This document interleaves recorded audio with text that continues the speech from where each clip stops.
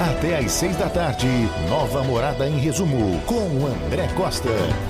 Boa tarde para você que está chegando agora, são 4h35, quinta-feira, 18 de agosto de 2022. A gente fala muito sobre golpes, né? Golpes na internet, golpe nos aplicativos, golpe por telefone. Agora esse eu vou falar que acho que talvez seja um dos mais insensíveis, eu acho. Porque imagina você estar com um parente internado e o telefone do quarto toca. E aí o seu parente foi levado de repente para um procedimento, não está no quarto.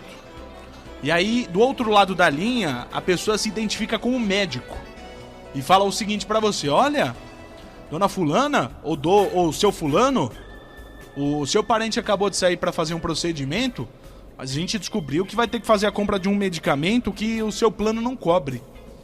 E você precisa fazer uma transferência o quanto antes pra gente fazer esse exame, porque o caso dele é muito delicado.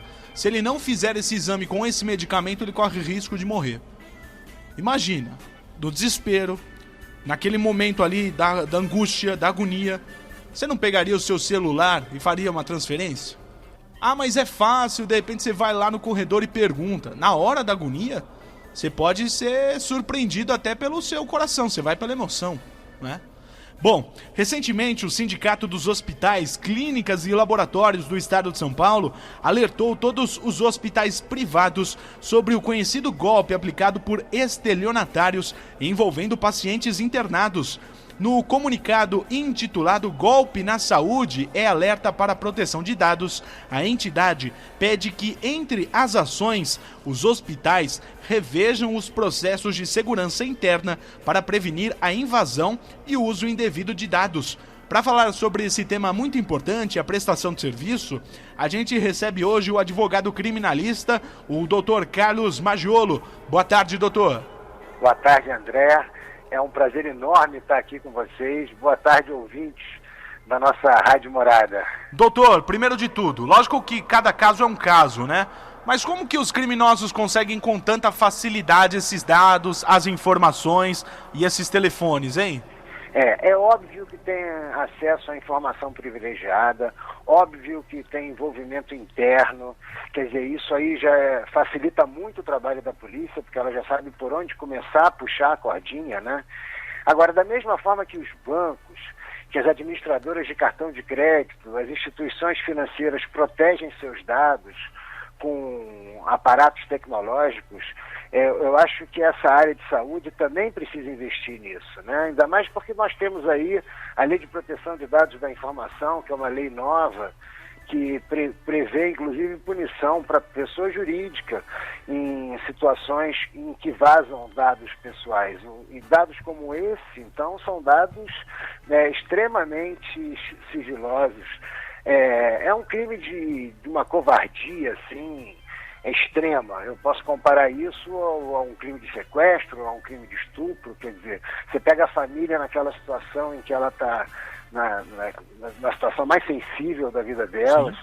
É lógico que um parente numa situação como essa não vai pensar duas vezes, mas quanto lógico, deposita ou faz o Pix, né? Eles pedem às vezes Pix.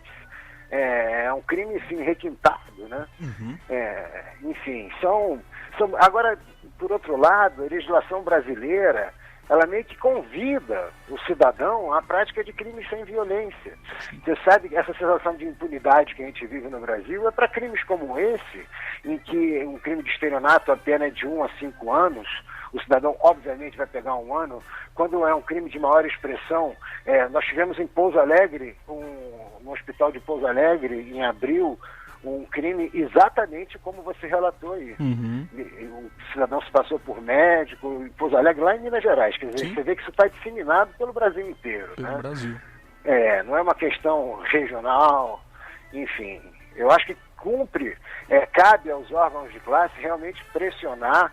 A Câmara dos Deputados deve fazer, eu acho, deve se mexer, deve criar uma legislação obrigando essas instituições a protegerem melhor esses dados, porque as famílias ficam extremamente vulneráveis, ficam entregues à sorte do destino, né? Essa é a grande verdade. A legislação, como eu havia falado, ela prevê uma pena de 1 a 5 anos. O cidadão pega 1 ano. Quando é um crime mais expressivo, pega a associação criminosa, mais 1 ano, porque a pena é de 1 a 3.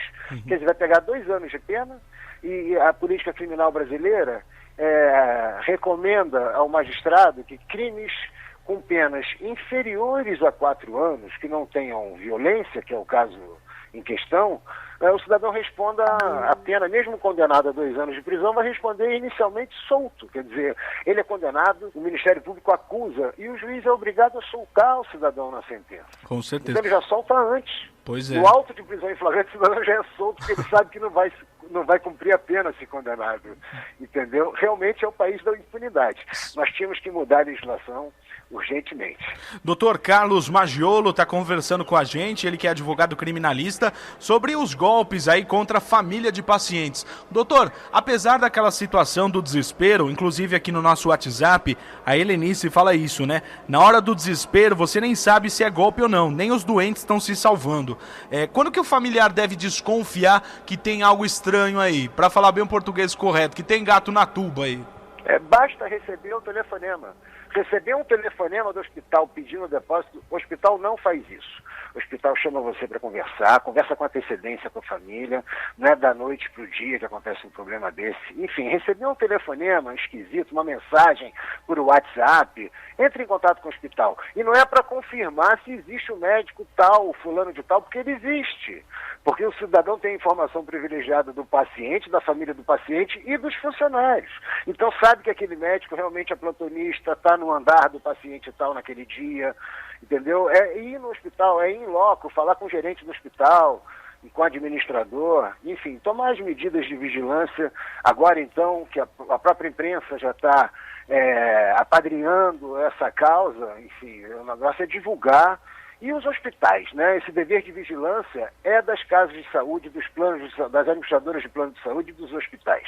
Eles têm que investir nisso, eles têm que divulgar para os pacientes na entrada do hospital, né?